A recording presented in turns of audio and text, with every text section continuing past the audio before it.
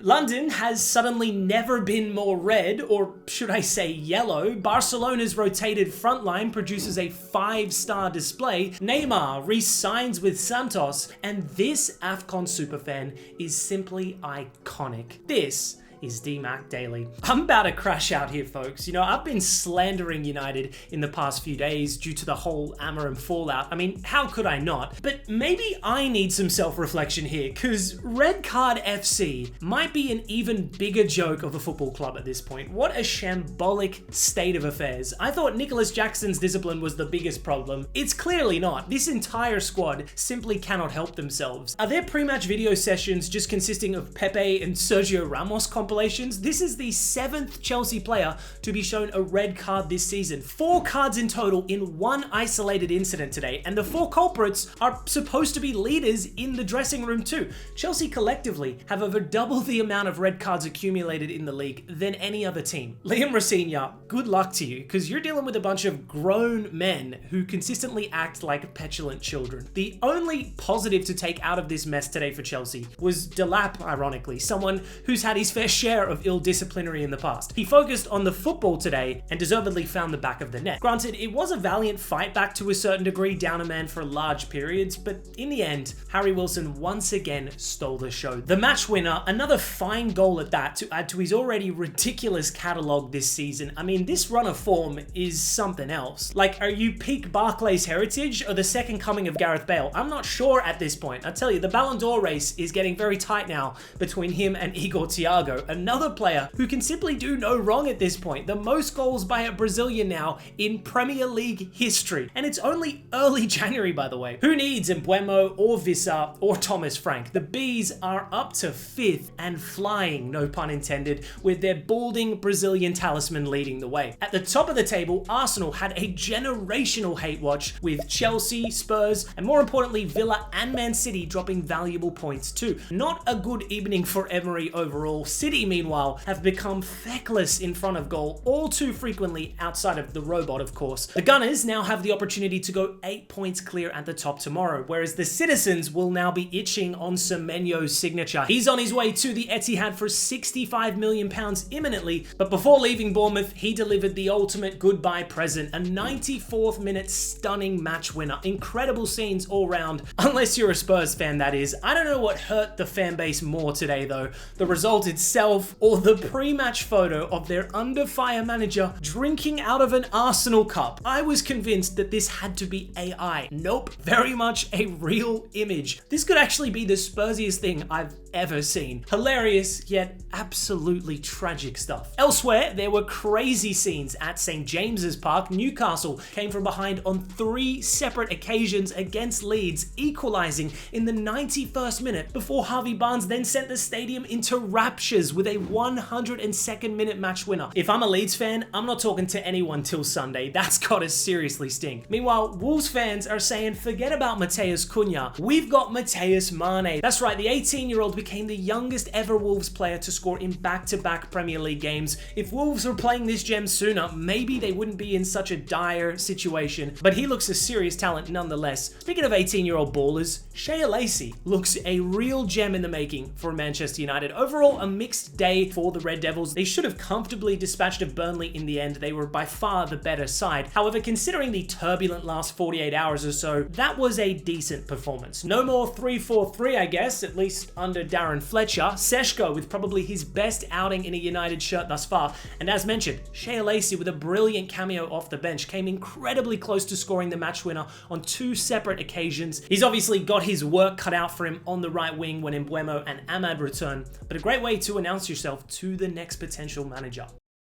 Shifting gears to Spanish football, or should I say Saudi football. The Spanish Supercopa saw an absolute beatdown in Jeddah. Spain's star attackers may have both been benched today, but a somewhat rotational Barcelona frontline still absolutely popped off. Ferran Torres opened the scoring before it became the Fermin, Bardi and Rafinha show, all 3 players picking up 3 goal involvements. Could only imagine how it felt for Bilbao fans being 5-0 down and then seeing the likes of Yamal, Rashford and Olmo enter the fray. Another Another phenomenal day at the office for Hansi Flick's Blaugrana though. Ever since that Chelsea debacle, his side has been locked in. That's 9 wins now on the bounce. 5 straight clean sheets too. Luis de la Fuente, take note. Juan Garcia has to be selected ahead of Unai Simon at this point. He has been off the pace ever since that Euros triumph. At this point, I'd take both Garcia and David Raya over the Basque shotstopper. Should have saved Bargi's strike and then caught out at the near post by Rafinha. It remains to be seen who Barca will face in the final, either Atletico or Real Madrid. But at this point in time, my money is firmly on Barca taking home the trophy. This Supercopa trophy was the catalyst in last season's domestic treble success. I think Barca could be setting themselves up for a spectacular campaign once more heading into 2026. I know the high line is always going to be suspect,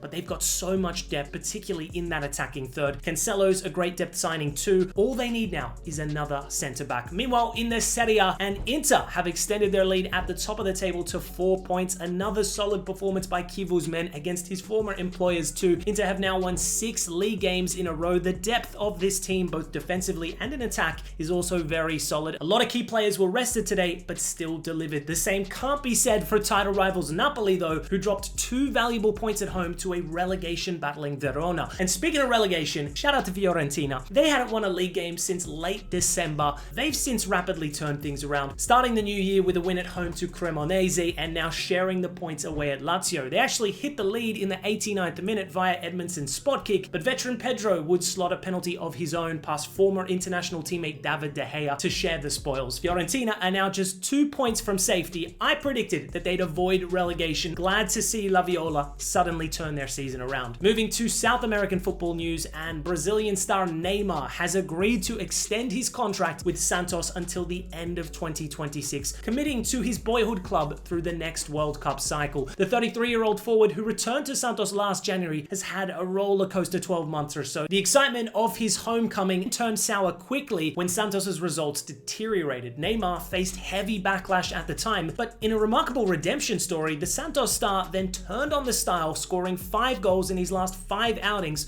to keep his beloved club in the top flight, all whilst playing through injury that eventually required surgery. The desire and commitment appears to be back. Also, keep in mind that the World Cup is just around the corner. Neymar has not featured for the national team since 2023, but remains the Seleção's all-time top scorer. Manager Carlo Ancelotti has stressed on multiple occasions that selection will depend on fitness and ultimately form. A couple months ago, I would have said it's extremely unlikely that Neymar could get on that plane, but following the December miracle, anything seems possible now. Would make for an incredible comeback story, that's for sure. And to close out today's episode, I gotta talk about this guy. Now, you may have seen photos of this superfan circulating throughout AFCON, the colorfully dressed human statue who remained still for the entirety of the match with his right arm raised, completely motionless. Impressive stuff, right? I probably couldn't sit still for 5 minutes, let alone 120. But this wasn't just a unique fan showing off. Michel Kaku Omangila's actions, or lack of during the matches, were actually a symbol of resistance to Congolese people and a way to honor the legacy of Patrice Lumumba. Lumumba was the former prime minister of the nation back in 1960. He then rose to prominence, aiming to assert sovereignty over the state and reclaim the nation's rich mineral wealth. But as he posed a threat to the DR Congo's colonial oppressors who remained intent on stealing their natural resources, Lumumba was brutally assassinated in 1961. As a result, further generations of horrific injustice would ensue. The Congolese people still suffer unimaginable hardships in 2026, yet resilience remains ingrained in their DNA. And in the case of Michel, that unwavering spirit is clear for all to see. Sadly, DR Congo were then knocked out in the round of 16 by Algeria in very heartbreaking fashion, but thanks to Michel's memorable tributes, the legacy of a hero lives on. I always cringe when people tell me that we should just separate politics from football. It's such an ahistorical